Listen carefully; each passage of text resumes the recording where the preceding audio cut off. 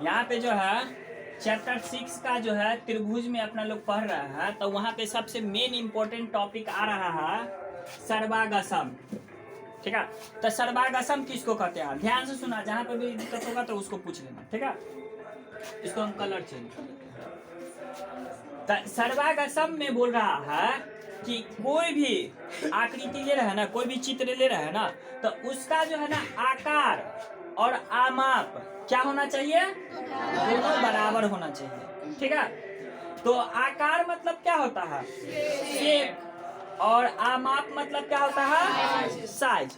जैसे कि देखो यहाँ पे तुलना करते हैं, ये चित्र 1 जो है सो एक त्रिभुज के आकार का है और ये एक वृत्त के आकार का है। ये त्रिभुज के आकार का है और ये एक वृत्त के आकार का है।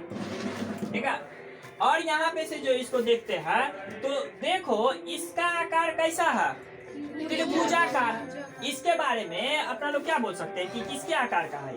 त्रिभुजाकार है। और ये क्या है? वृत्ताकार। तब मान लो तो ये त्रिभुजाकार और ये वृत्ताकार, तो क्या इस दोनों का आकार, इसका और इसका आकार समान है? आकार समान नहीं है। तो इसका मतलब हम इस दोनों को सर्वागसम बोल सकते हैं? नहीं बोल सकते हैं।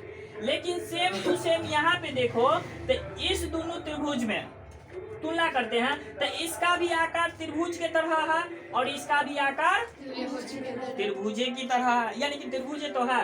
उसके बाद देखो आमाप। आमाप यानी कि साइज। आमाप यानी कि साइज। साइज जो है तो देखो कि अगर मान लेते हैं ये 5 है तो ये भी 5 ही है, और ये नीचे वाला इसका आधार अगर 4 है तो इसका भी आधार 4 है, और इसका साइड वाला भुजा 6 है तो इसका साइड वाला भुजा भी क्या है? 6 है। यानी कि इस त्रिभुज में तुमको आकार और आमाप दोनों क्या है भाई साहब? बराबर है। तब बराबर है तो हम इस दोनों त्रिभुज को बोल सकते हैं कि ये दोनों त्रिभुज क्या है? सर्वागसम। बात समझ में आ रहा है ना? यहाँ पे ध्यान से देखो। ठीक है, अब इसको यहाँ पे जो देख रहे हैं बात को कि क्या है, ये जो वृत्त के तरह है तो ये भी वृत्त, ये भी वृत्त, यानी कि पहला कंडीशन पूरा कर दिया कि ये आकार सेम है। ठीक है, पहला कंडीशन क्या कहते हैं उसको, इसका फुलफिल हो गया। पहला कंडीशन जो है ना इसका पूरा कर दिया कि हाँ आकार यानी कि शेप जो है ना तो दोनों का समान है।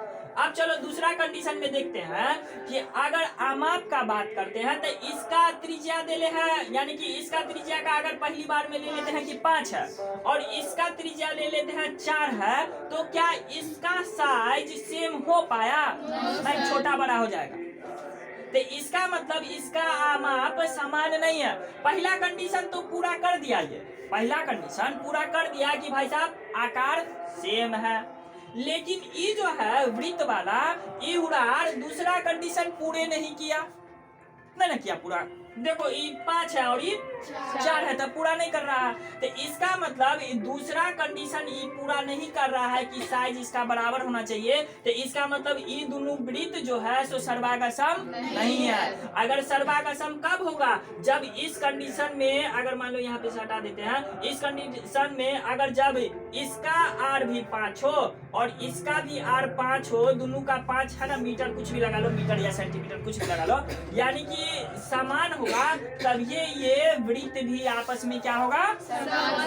सर्वागसम होगा। किसी को कोई दिक्कत? कोई दिक्कत नहीं। तो चलो इसको पहले नोट करो, अब आगे चलते हैं।